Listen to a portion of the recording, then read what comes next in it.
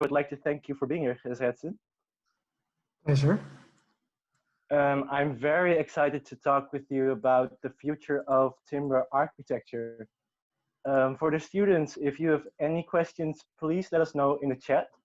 And Gilles Retsin, I think it would be nice to start with a short introduction about yourself so students can get an idea of who you are and what you have been working on recently. Yeah, so my name is actually Gilles Retsin, not Gilles, we're not pronouncing it the Dutch way. I'm from Belgium, so we do like French names, even though I'm sorry. Dutch speaking, no problem. So I'm an architect based in London. I studied architecture in Belgium, in Chile, and in London where I graduated from the Architectural Association. I've worked in Switzerland before, and now I have been running a small practice here in London since 2013, roughly. The practice started first, I would say, very kind of avant-garde, not really with the idea to build something immediately in mind, but then has slowly evolved towards construction and to more and more serious projects. At the same time, I'm also teaching, so I'm the director of the MArch Architecture Design Program at the Bartlett School of Architecture at University College of London. And I also do research here with my lab at the university. And it's still not done, but we also have a kind of a commercial spin-off from our research lab, which is called AUAR, Automated Architecture, where we do design tech consultancy for bigger companies. So that's roughly what I'm doing. Well, thank you for your introduction. I forgot to mention, but if you are entering the Zoom meeting now, please mute your voice, because otherwise we'll get very chaotic. But let's go to our first question then. In one of your works, Porto House, you created together with Sophia Tang, Nicola Chen, and Aaron Silver, which describes itself as a fibrous, high-res mass of interconnected lines, as I quote from you. As we look at your later works, we really see a development to these more conceptual, minimalistic design. Timber is a very textured, detailed material. Do you think that bringing in that textured, detailed material was necessary through the use of timber in your later work? Yeah, I was thinking I'm probably actually going to share an image here because I'm not sure everyone knows the project you're referring to, because I think it's interesting to compare this. I'll just quickly share my screen. So this was the project that I graduated with from the Architectural Association in 2012. And this is obviously a project that it was a 3D printed house. Actually, I would like to think one of the very first proposals for a fully 3D printed house. And obviously, like, this kind of work is very difficult to build if you don't have a massive 3D printer. Like, the project just kind of blanket assumed that we would have such a big 3D printer and that it would be possible to construct this kind of fibrous mass of lines. And in a way, like, this project did kind of, it did go around the world and caused a lot of debate. And the physical model of this project, which 3D printed this kind of massive 2 meter long model of all these little wires. Like, every single wire that you see here was actually printed. That model is now in the Centre Pompidou in Paris. So, like, the model did a lot of things, and this project did a lot of things. But when I then kind of started my own practice, I realized that it's a very difficult battle if you want to enter the building industry with this. Like, you would essentially have to wait for machines to be on the point that they could manufacture this. So what I actually wanted to do when I started my own practice is keep the kind of algorithmic logics that are behind this project, the way the computational design ideas behind it, but translated to building industry as we know it today. So that was a slow process of transformation. It took like a number of years where, you know, a number of different instances, but at some point this kind of ended up in a way with an idea that I call discreteness, or an idea of basically trying to build these things in timber. And maybe to just quickly explain how this works. So if you see, this is kind of a diagram in a way of like what is happening to generate all these fibers. So you essentially have a kind of what you could say data, like this is a force field of vectors.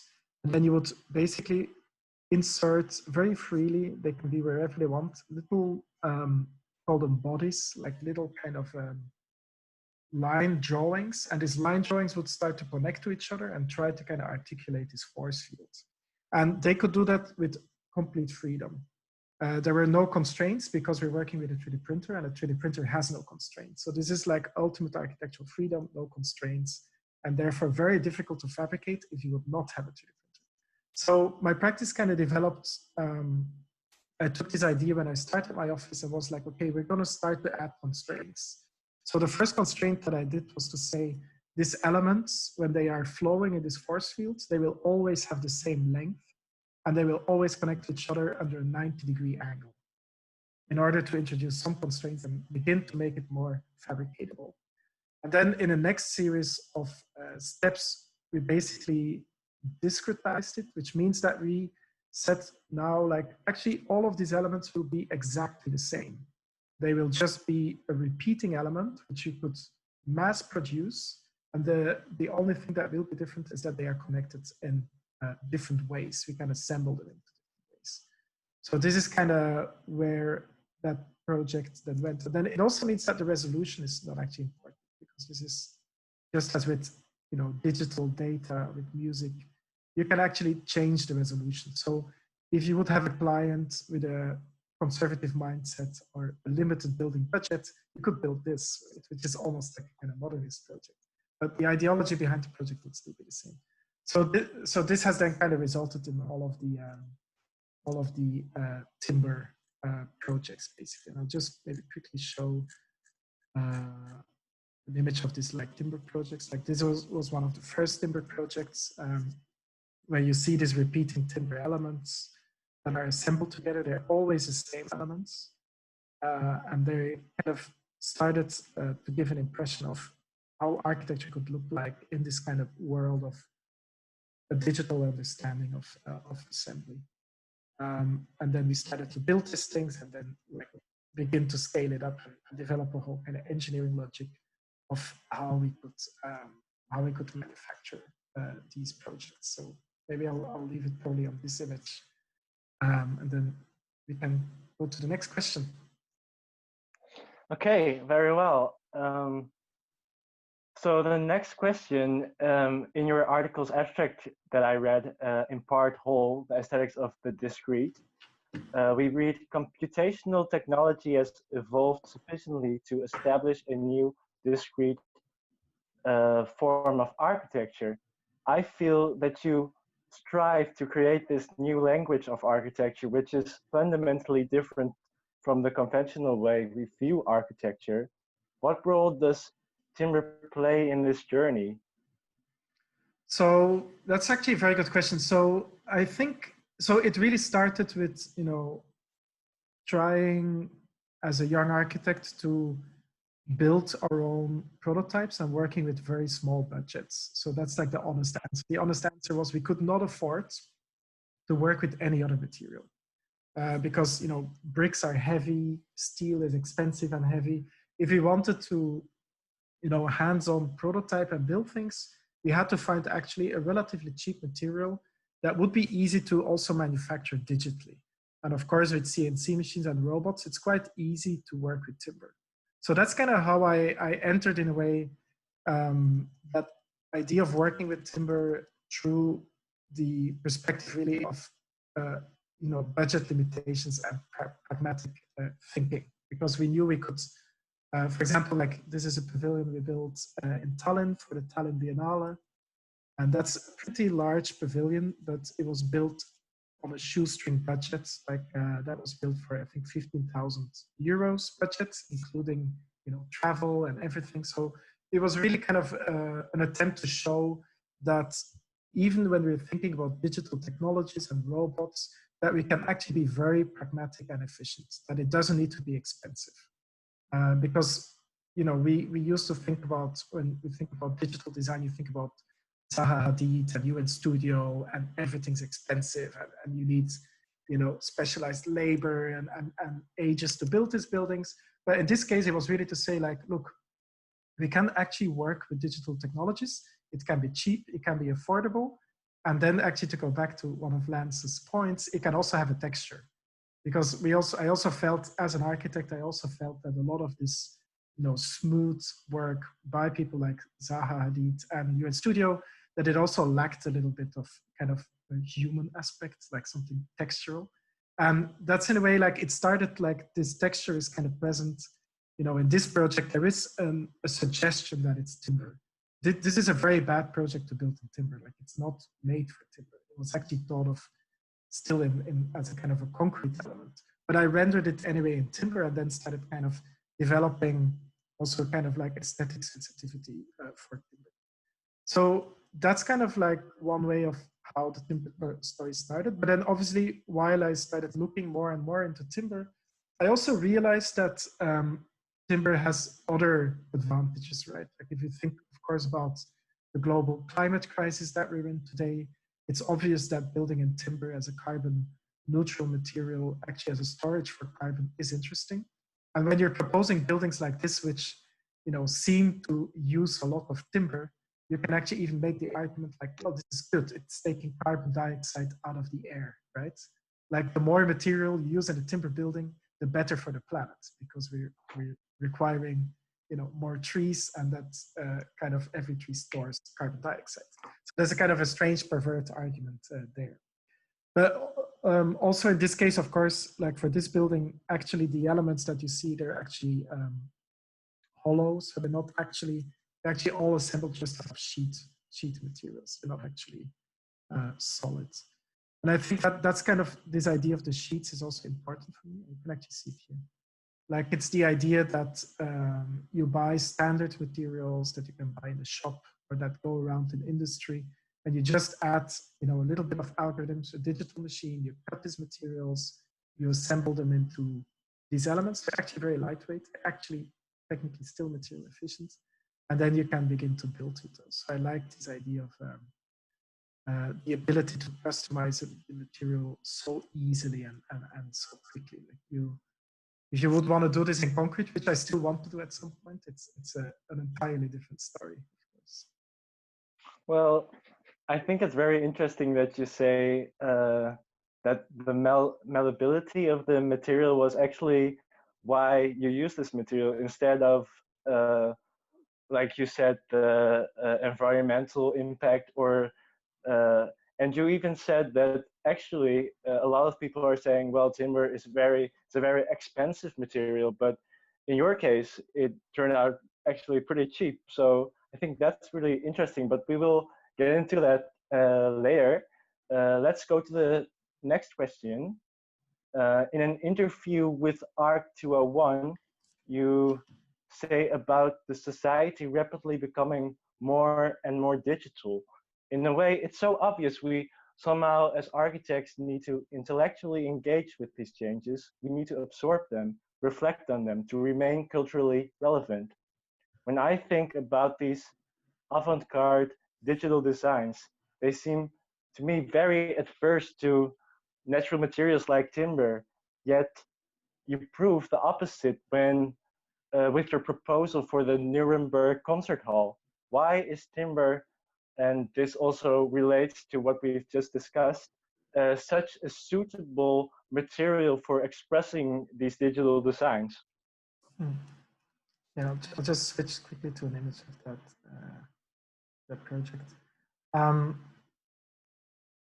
Yeah, I mean, I think it's interesting to say, maybe I can kind of look through this actually. So I think it's interesting to say that kind of acknowledge in a way the level of digitization that is currently already happening.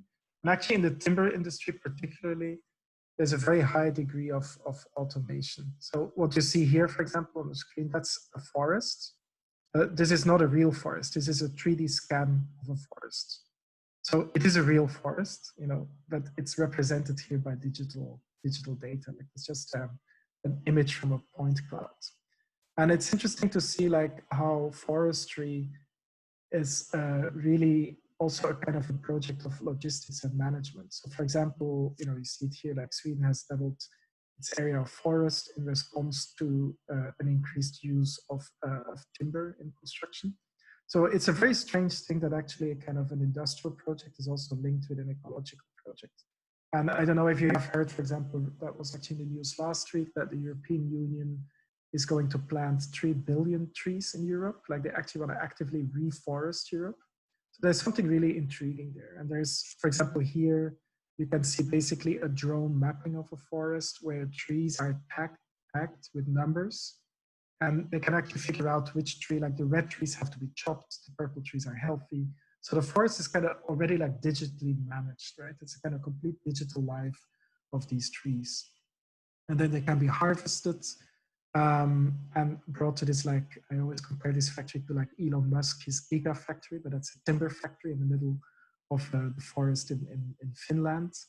And then in a fully automated way, you know, the whole forest is sliced into very thin layers and glued back together into materials that we can work with, right? As engineers, like materials that we can, as engineers and architects, materials that we can compute, that we can trade, that we can ship. And then you can again cut those materials, right? Like that's the beauty. So the forest has been cut into slices, assembled into panels. Now we can cut these panels with digital machines, and we can assemble these panels into buildings, right? And so this is a proposal for a competition we almost won in Nuremberg. And it was essentially, we entered this competition together with Bollinger Grohmann engineers, a big German engineering office. And it was really the idea to say, like, you know, we will just basically source our timber from the local forest, which is in Bavaria. It's close to the building site, and we'll entirely prefabricate this whole building in timber. So what you see here on the screen, that is actually all the elements you need to build a concert hall. Like it's almost like a Lego set for a concert hall. And then we developed this kind of idea that we would essentially, you know, just take these massive sheets, in this case of cross-laminated timber, customize them with robots on a rail, assemble them into parts, and then ship these parts to the building site in a truck. And then that's all the material you need, like the flat pack, almost like IKEA kind of vision on the concert hall. We have an algorithm that like organizes all of these sheets of timber. They're always repeating sheets of timber. We used everywhere throughout the building. And then you basically end up with this building, right? And what was interesting in this building, I mean, the advantages of timber were incredible. It's very strange to build a concert hall in timber. Normally you wouldn't do that because actually the properties of timber is not heavy enough to absorb acoustic vibrations. So actually it would be better to build, or it's more logical to build it in heavy concrete, the kind of the base of the building. But we found acoustic engineers who wanted to do this. They're actually called theater projects. They're the engineers that also worked with Frank Gehry on the concert hall for Disney. And they thought it was an exciting idea. They came up with a kind of a way how we could work with cross-laminated timber in such a way that it would have enough resistance to this reverberation time. And then we ended up with this building that is, yeah, completely sourced from, built with materials that are locally sourced, completely prefabricated in a factory, shipped to the site and then assembled. And while the building looks very normal, because I mean, in the end, it's a glass box, you could say. It's actually a building where nothing in this building is something that you know from any other building. Nothing is familiar in this building. It's a building that actually technically has no floor slabs, that has no columns and no beams. There's actually nothing in this building that you would see in a normal building. And of course you could say like, well, but this is a floor slab, right? And this is also a floor slab. But actually it's not, because there is not actually a building element there that constructs a floor slab. This is just a part, modular part, and that's another modular part. And you actually walk from modular part to modular part. There's actually no element that constructs a floor slab. This is not actually a column. Like this element is exactly the same dimension of timber as we see here in the ceiling. So essentially everything in this building is one organic whole. Every element is always the same V section that is used in the wall, in the floor, in this column-like situation, in the ceiling there. It's always the same part. So it's a completely organic timber monolith. And I think that's really, as an architect, is incredibly exciting because suddenly, just by kind of thinking through this, technological ideas of prefabrication, cross-laminated timber slabs, all of a sudden, if you take into account all these things, architecture is completely kind of shifted upside down. And it's not a project of like super formal expression as Zaha's or UN Studios project. Like this is a project that is really about the way that you construct and put material together that pushes architecture to an entirely different world. And then, of course, on a logistical side, there are many advantages to doing it in timber. Like we would spend less time on site, which actually meant that we had a lot of cost reduction. The life cycle assessment of this building was obviously much better because it's completely recyclable. We came in with this building slightly under budget. Like we had a 10 million euro under budget for this one, which is great. And then I think, I think it speaks for itself, right? It's a creative challenge, I think, for an architect to think through these concerns of building something in timber. Then it's also ecologically friendly, and then you can build it efficiently. So it's kind of a nice series of arguments, of course, to develop buildings in this way. You can also detail it very simple, right? This is like kind of a very strange way to put buildings together. And I would kind of say almost that architecture also, when you do this, that it returns almost to its kind of primitive state, right? Like before, we used to build with this material from the forest, straight from the forest. I'm suggesting we build with this material, which is a composite kind of material. Actually, there is not a big difference between, the old way we construct and this robotic way that I'm suggesting, right? It's kind of bringing architecture back to this kind of, fundamental, primordial, old core, which is the reversal of, what maybe previous generations of people who are working with robots did, right? They were thinking architecture would become highly futuristic and look like a spaceship.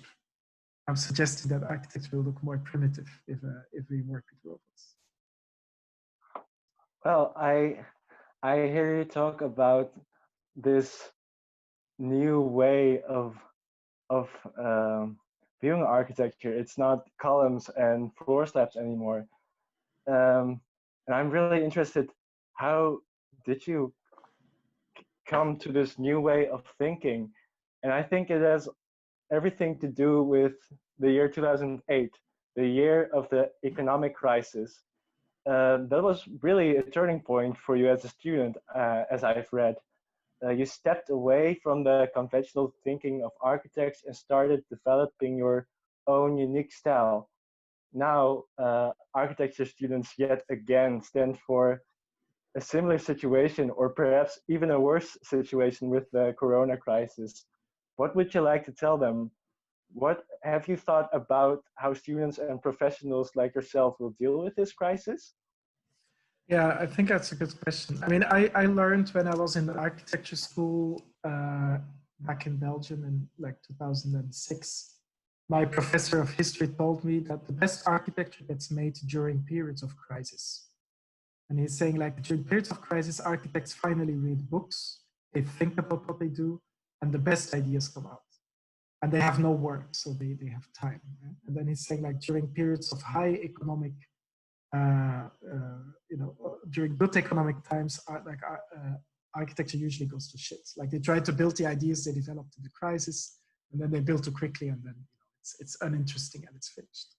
So, you could make that argument, right? And I think so, yes, when I graduated in 2008, there was, the biggest financial crisis since the Great Depression, before the Second World War. And of course, like for us, this was a kind of a creative moment, right? First of all, I mean, we had to be creative because there was not a lot of jobs. And we also really wanted, in a way, to show that, you know, to make this creative project and to show that what we thought the digital was, like I was educated to actually show that it's in the beginning somewhere of this talk. Yeah, like I graduated with, this is a financial crisis, right? Lehman Brothers collapse. And now you guys are here. And so like, this is what I graduated with, right? From Belgium. I learned how to do these things in Belgium. And, you know, there was no way I could build those things today, right? It was done. It was 2008. Like that stuff was, you know, from before 2008. Then you could maybe think about it. Like this was the digital as maybe, perhaps maybe as you still think what it is, right? But what we really wanted to do is, as a young generation, to act on this crisis, right? And to say like, actually, you know, when we're thinking about robotics and computers, we should not be designing kind of funky museums in Dubai.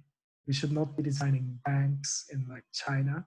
We should actually think about housing, for example, right? Can we actually produce better, but also more efficient and more affordable housing with robots and all of these digital technologies? Can we like, you know, can we think about climate change, like these issues? You should buy this book that I wrote that's advocating all of these things. So we were basically kind of trying to, you know, to do in a way, to kind of say that architecture can actually make a difference, and that in a similar way to like how the modernist project proposed that they could actually do something creative with reinforced concrete, like with an industrial material. They made it an aesthetic, but also political project. We wanted to kind of do the same, right? To kind of show that we could actually, you know, propose a creative project for the use of robots that would actually have a social and political implication. And that's what we did, right? We kind of really tried to also understand like what digital actually means. Then we discovered that actually, you know, digital has nothing to do with curvature. The opposite, digital has everything to do with little parts. And the smallest part in the digital is 1 bit, right? So the digital is inherently discrete. That's almost the definition of the digital, is that it is not continuous, that it is not a continuous curve. The definition of the digital is that it consists of precise discrete units, which is obviously where then our idea of starting to work with those units came from. We're like, well, I mean, why would we work with curvature? It has absolutely nothing to do with computers and with robotics. It has, computers and robotics have everything to do with this world, right? It's like building with Lego. And so we looked at things like NASA, for example, building airplanes with like little robots.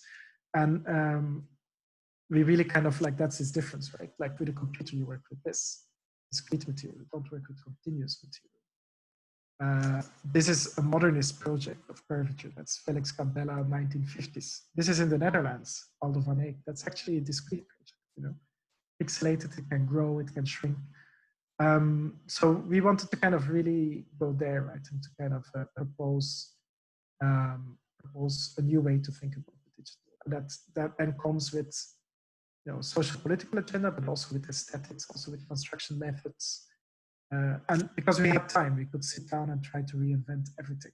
We had nothing to do, so that was the goal of that project. So I'm hoping that, yeah, for you guys, for your generation, I think you're facing an even kind of more daunting crisis than we did. So I think it's an interesting moment to think that. I mean, I personally think that the Corona crisis is actually accelerating some of the things that we have been talking about I mean, in my practice and in teaching. We think that it's actually a case for more automation and for more robotics and for more local production, because global production chains have broken down.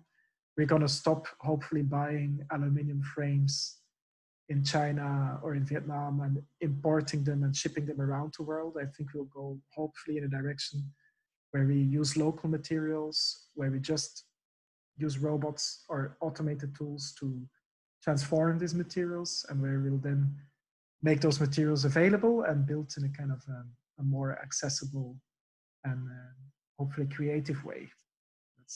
That's my hopes, and I think that's reinforced by Corona. Okay, So then my last question, you say that some developments are accelerated through this crisis, but do you think that the shift to timber as a building material will also make a leap because of this crisis? I mean, it depends, right? It depends. So, I mean, obviously, I think we could make that argument, I think, in like North Europe and Canada and parts of the United States and Japan, some parts of South America. We could make that argument. We could say like, yes, we should produce more locally. You know, we have a lot of forestry locally, so we could actually, with a very low carbon footprint and a very short production chain, we could directly kind of use that timber. Of course, I do think it doesn't make sense to build on a large scale in timber when we're in Greece or in Spain or in the Mediterranean, because we need to ship that timber from very far. So I think we need to look at the context and then try to kind of see what is the kind of most environmentally friendly solution there. I also believe, for example, in constructing with stone. If I would do a project in the Mediterranean, I would do very much what I'm doing now already. I would make basically big blocks of stone, and I would kind of, you know, assemble those big blocks of stone, right? Or you could do that actually in the Mediterranean. It's not, there's a different case for concrete as well, because I mean, a lot of the concrete is actually produced locally there, the sand is there. So there's many kind of, we need to be kind of context sensitive, I think, to do that. So yeah, I mean, like, I would like to see obviously a lot more timber construction. I think large parts of the world can do it, but there are also other materials that are beneficial. Like even bricks, for example. Bricks are also, I think, a fantastic material to build with. Okay, well, let's get to the students' questions. Let's give them a chance to formulate their questions. Raven, can you help me with looking into the chat and picking out the questions? Yes, of course. So this is the idea. I'll just scroll through the questions and then say your name. Just unmute your mic and say what you gotta say. I saw some questions pass by already. So I think the first one was, the first couple of ones were from Theo. Maybe some questions have already been answered, but what would be the most important question you would like to ask Gilles right now? You can unmute your mic now, Theo. Hi, thank you, Ram. Can you hear me all? Yep. Yes. Okay, thank you. I'm not a student anymore. We're building this cross-laminated timber. So a lot of what you're told is quite familiar and very interesting. Thank you very much. What I have two big questions is, what do the people who will live in your buildings get for it back? Because you did a lot of about data and computer science. And the other thing is, what I get of your presentation is you're focusing on construction costs, and I think it's all about exploitation costs. So what's your opinion to it? Yeah, I think that those are very good questions. I mean, we're also like, I would say like where the kind of people come in, I would say that what we're trying to do is advocate a whole production chain for architecture that would be more accessible. So there's our kind of idea to be able to bring you know, inspiring and differentiated housing to more people, which of course is an argument about efficiency in that sense, right? But there's a kind of an architectural idea behind this as well that we could, I'm looking for one image right now. That we could actually produce housing that bypasses like kind of the cookie cutter approach to housing. So for example, this building is the idea here is that it's made always of these repeating parts, but every instance throughout the building, these parts can be positioned differently. At no extra cost, that's just an informational cost where we position those parts. So that we could, for example, in this case, kind of bypass the idea that an apartment is always a 3-bedroom apartment or a 1-bedroom apartment, but there would be more freedom in kind of choosing different constellations of apartments. So like this building is then, like I would call it, deep differentiated. Like every instance of the building is kind of differentiated to its core. So that's something that I'm working on. I haven't shown like too many housing projects in the presentation, but like with our students, we're kind of working more on these ideas of how we could also involve people, for example, in the design process itself, where we could create more different types of living spaces. So I would say that it brings freedom, that it brings, I think, also kind of inspiration, or things that are not cookie cutter, that there is difference, but it's not a kind of a cheap kind of difference. Yeah, and that it, like, potentially that it could involve people more in the design process. Thank you. I hope that cleared some things up. I will just continue to the next person. If anyone still has any questions, don't be afraid to type them in the chat, because then we get lots to talk about. Second is Bo. What's your question? Yeah, well, I was just wondering, because you were talking about the building with which was made out of all the same parts, and then you were talking about that it's not a building made out of columns and with not really a floor, etc., etc. But I don't completely understand, because it does function, right, as a column. It does function as a floor, and then I was wondering what's really the difference between what you are doing here by using all the same repetitive elements and like a normal thing. I understand that there are different materials used in a normal in the normal construction, but I mean, it does still work the same way, right? So my question is, what's exactly the difference? I don't really understand. Yeah, so I mean, so not a kind of, maybe we can first focus on that kind of from the architectural or philosophical perspective.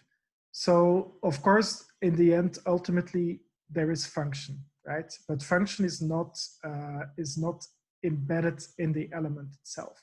So normally what you would do is that you would, it's kind of a modernist way of thinking about construction, is that you would optimize parts for the specific function. Like a column would be a column, a floor slab would be a floor slab. And that then limits, in a way, the use of these parts solely for these functions, right? That's called like the form function paradigm. Like that's how we design normally. Now, if you look at how you write software or how digital data works, is actually actually different. So in that case, you would have functionless parts, which you could call bits. And it's only after these parts combine together that you get a function. So function is not embedded in the part, but it's an emergent property. So it's after the recombination of these elements that you obtain function. So it's true that after the building is assembled, that these things function for the function that they are doing, right? Like some of these parts together form a column, and you could argue then obviously that some of these parts together form a floor slab. But conceptually and architecturally speaking, there is no relation in this building between the part and its function. There is no form-function relationship. It's only after assembly that these functions emerge. Now, what are the advantages of doing that? Is that obviously the way when we are building this building is highly efficient. Like we don't actually need to differentiate between different building components. We don't need to kind of micromanage all of the different elements, but we can build in a much more blunt way. We just need to make, 3 parts instead of thousands of parts, right? Or we need to make this limited kit of parts instead of thousands of parts. And that enables then that your production process is not anymore interrupted. So for example, if you would give every part a specific form and a specific material for its specific role within a building, you have a lot of opportunities for mistakes, and you have a lot of coordination to do, and you create a very long production chain where you are dependent on lots of subcontractors and builders, etc., etc., etc. So part of the reason why building is so slow and so difficult to automate is because we are building with this kind of modernist set where every part is optimized for its specific function. If you want to build incredibly fast and you want to automate your building process, then it makes a lot of sense to reduce the part count in your system. So that's what we're kind of advocating here, right? Like this is kind of us trying to set up essentially an automated workflow where we can build in a blunter way so that it becomes more efficient and more prone to automation. And at the same time, of course, there is also an architectural interest in doing that, right? There's a deep architectural interest in trying to think about buildings that break form-function relationships, and in trying to think about buildings that get rid of this kind of composited qualities as you see in normal architecture. So you can see that like here, this is how we would build normally, right? You would have a beam, a floor plate, then something on top, then you would add all your mechanical devices.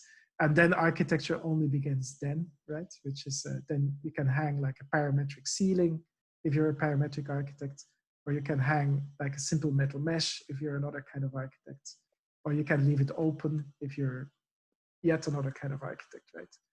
But like what we're essentially saying is like, well, you know, we're trying to get rid of that model, right? Like we're basically just slicing these beams in two, building them into a composite beam, and then ultimately also slicing basically the floor until we only have an organization of parts. And that defies that kind of age-old model of the grid, or of the kind of the geometric grid with its form-function relationship. And it gives us also as architects the power to kind of be completely in charge of that entire part, right? And that's actually Rem Koolhaas, his argument. Like I think I have it here. Do I have it here? No, maybe I don't have it here. But essentially, like architecture, I'll quickly find that diagram because I think it's very nice in this context.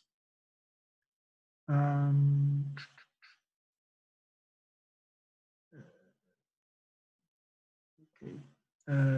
Yeah, this is Rem Koolhaas, his slab, right? So what Rem was showing with this slab is basically, you know, that's how we build today, right? This is a modernist construction where every part only performs for its specific location in the building. And that means that our job as architects is reduced to this, right? A job, we used to be a spatial profession, and now our profession is, you know, 1 centimeter of plasterboard thick, right? Like architecture is here, and everything above and under the ceiling is controlled by other professions, right? That's an architecture that is not monolithic. And I think what that also results in is an architecture that is better when it's not designed, right? Like if you look at this construction site, I would say that what we see here is beautiful, and what we see here is rather ugly. But this is what is being designed, and this is what is not designed, right? So this is pretty incredible, right? And that is the result of that kind of more modernist paradigm of thinking in optimizing little bits and pieces of your building, right? Like this is still monolithic, but this is complicated assembly. So it's very funny that most buildings are better when unfinished, right? And I also would say the same, that actually that's another funny thing about that way of thinking, is that most buildings are actually better when they don't try to be good. Like, you know, the best housing unit is the loft, right? The space that is not designed for living is actually the best living space. That's Andy Warhol in his loft. Everyone wants to live in a loft, right? Much better than a 2 or 3 bedroom. The best museum is an abandoned parking garage. Like this is universally, you know, all around the world. Old factories, old parking garages are better museums than, you know, Frank Gehry designed museums. So it's funny that like the kind of, I think the model of thinking about architecture that is kind of put here, that I think we need to radically question that. And one of the kind of ways to do that is really by, it's really funny enough by this kind of architectural shift where we say like we get rid of this complicated mess as how we build today, right? 7,000 different parts and bits and pieces on average in a building. And we basically say like, let's build in a more primitive way. Let's build blunter, then we can do it more efficiently. And we develop some new architecture while we're doing that. That was a very long answer to your question. That was a really good question. It's also a very interesting answer, I must say personally. There was Thank one other question also about the concert hall. So if you guys don't mind, maybe we'll do that directly after because it's the same subject. And that question is from Sam. Yes, I have a question about the concert hall because you said you nearly won the competition. And I was very curious why you didn't win. Did they? Because did they find a project too risky, for example? Because it's a very innovative project. So was that one of the reasons why you maybe didn't win? Because I have the same question as you have. Yeah. No, I mean, I think it's always obviously a bit risky to do these things. I mean, I don't know. I would blame like bad luck or something like that. You know, like if you see like who actually won the competition, it's the local architect who won it from the city itself, with a very, it's a good building, but it's very, very, it shows the ambition of the city, what they were looking for with this project. And I think they were not looking for the most kind of, maybe for the most new or innovative project. I think they were looking for something that is, that they know 100% sure that they could realize it at zero risk within the next few years. Like they were not interested, I think, so much in pushing a new construction method. And that's always a difficulty, right? When we're doing this kind of projects. I mean, we're trying to pitch these things in such a way that that we can win competitions with them. That's another one we did in Helsinki. We're trying to find kind of the right moment that it's not too scary for the juries or for the organizers, but it's a journey. Like I'm actually like next week I'm handing in another competition where we're in the last 3, so there's 2 other offices left. It's also for a small museum. We're very well prepared this time. It's together it's a design build contract, so we're in the team with the contractor. So the contractor can actually, actually goes to the jury to say like, I can build this for this budget on time, right? So it's a scary process, but it's it's an interesting one. Like we'll see what happens with that one. Yeah. So it's still a mystery. It's I would say bad luck.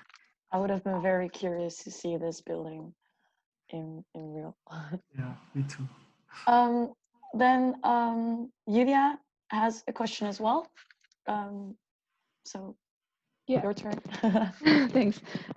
So I came across the Nuremberg concert hall like a few weeks ago, and I actually want to use this type of construction for my project, but my teacher was not yet very convinced. Yes. So I see you make the big span for the roof, but is that also possible to do it like as a function as a floor? Because you make the 9-meter cantilever. Yeah, I mean, it is possible. Like it's really interesting. Generally, if you look at what's happening in CLT construction right now, I think it's strange to see in a way that a lot of CLT construction is adopting the kind of format of concrete construction. Like in many ways, engineers think about a sheet of timber, like the CLT sheet, as if it were a reinforced concrete panel, right? So if you look at a lot of CLT projects, they're actually composed of kind of shear walls and floors. They're composed of kind of column grid arrangements, etc. While actually you can engineer, because CLT is so customizable, you can really kind of engineer pretty strange buildings with them. And it's true, I mean, I haven't actually seen a lot of projects in CLT that have, for example, big cantilevers or that are bypassing the kind of the grid. But it is possible. Like we did this with quite intensively with Bollinger Grohmann together, German engineers with a lot of experience in timber. And you know, they calculated this span. I had the same reaction as you when we were working on this. I was like, "Are you sure? Like 9 meters? Like how does it work?" But it's actually, I mean, I'll just annotate on my screen quickly. Like, so this is you know, this is the beam. It continues behind, right? Mm-hmm. It actually continues in the back here. So it's somehow like hinging on this element, and then it's held back by this element. So that already kind of naturally reduces the action of this cantilever. So then it's obviously deflecting a little bit here in the front. And then the glass facade that you see here, this glass facade is then basically designed in such a way that it can take into account this deflection. So it's not, the glass is in a kind of a movable kind of an envelope that it can move a little bit up and down. The timber can move a little bit up and down along the glass so that you don't crush the glass when this deflection happens. But I mean, I do have to say, like, so this was a competition. Engineers are always very forgiving for structure during competitions. They will say yes to everything you say as an architect, because they also know that once you win the project, they will come back and say, well, actually, we can't build that, right? Like then reality hits, right? And they will be like, no way we're signing this off. So in that sense, I would say that, you know, this is probably in principle not impossible, but it would take quite a bit of work, obviously, to try to figure out what this means. And I've been now through this process for the other competition that I'm working on right now. And that one is similar to this building. It's a kind of a variation on this building, which also, by the way, has like huge cantilevers, right? There's like really big kind of spans there. So that competition it's a design build. So with that competition, our engineer actually needs to sign off what we are building. So in this case, he can't hide, right? He can't say like, yes, yes, yes. It actually needs to work. And it's actually quite interesting. I mean, you can do pretty daring things. I can't show you the project, unfortunately, but you can do really kind of. We managed to get quite large and quite crazy spans with timber there. The main problem is that obviously, and that's if you talk to people who work and build a lot with timber. The thing they dislike most is using steel. Like timber combines best with timber. Like if you do timber with timber joints, you're the best with timber. If you do timber with steel joints, that actually doesn't really work very well with the wood. But unfortunately, if you have a lot of heavy moments in your building, like if you do cantilevers, it means that you generate a lot of bending moments in certain parts of your building. And then unfortunately, that introduces steel, right? Because it's very difficult to absorb these moments, timber on timber. So there's a bit of research there. Like I think we need to kind of balance basically what you want to do and how much steel it would introduce, right? Like if I would be doing the concert hall again today, I would be very wary of some of this, of some of the bending moments that would be in this building. But also, I mean, maybe also to say like structurally, it actually kind of makes, like my engineer did this like, to explain me why this would be working, he did this like, I'll show you on the screen, he did this like funny thing. I was like 9 meters, that's not gonna happen. He was like, yeah, sure. I mean, just like, if this is the cantilever, just balance it on your finger. And then it's like, see, like if you do this, it's very difficult. Right? I mean, it's not gonna work. But if you actually put that back a little bit and hold it back, it's not actually that crazy. But that's probably the degree to what they engineered. No, okay. They actually did the analysis. We have models of that. Like they calculated that exactly. Okay, and can you also make openings in the modules for like windows? Yeah, I mean, you could, I mean, obviously you need to, depends on the context, right? I mean, I personally, as an architect, I never make my facades part of the building system. Like I hate facades. Like I design buildings that have no facade, which means that just at the end, I put either glass in front of it or somewhere hidden in the middle.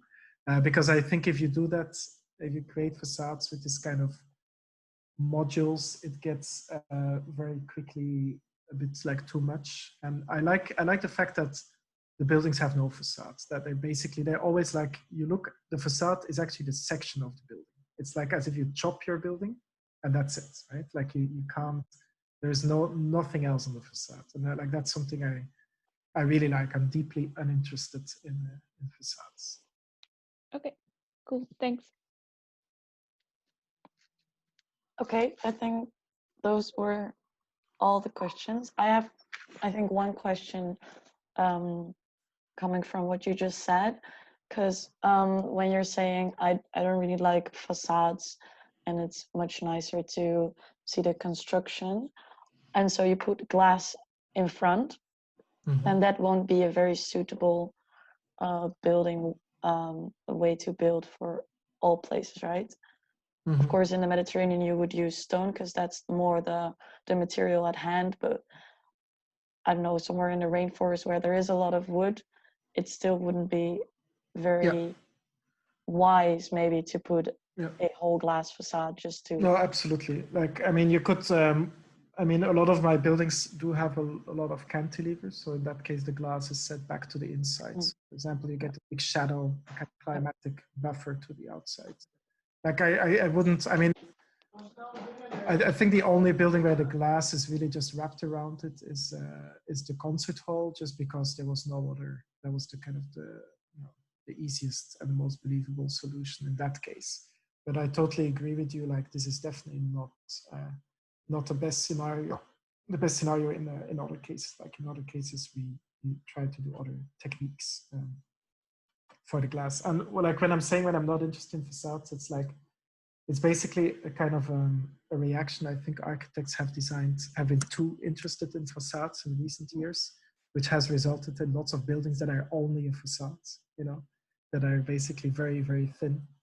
So I think I'm interested to kind of, you know, make the insides of the building, the bones of the building, the project, rather than the facades. Not to say that it's not a lot of work to develop these glass facades. They're actually technically really, really difficult, and you need to ventilate these things, you need to detail them. So that's actually very, very difficult, and also really interesting in its own right than working. I wasn't saying that, and I really appreciate that you see the structure from within. I think it, but of course, it wouldn't work everywhere. Then, if that was really the last question. Yeah, I think it's 7 o'clock, so I think we're going to have to end it here. I want to thank everyone for watching, and I want to thank you, Gilles Retsin, for doing this with me. Informative, and I've learned a lot. Brilliant. Okay. Thank you so much for the invite, guys. It's a pleasure. That's good to hear. So good luck with the Corona crisis. Yes. Thank you for the interesting lecture. Okay. Bye, guys. Bye. Thank you very much. Bye.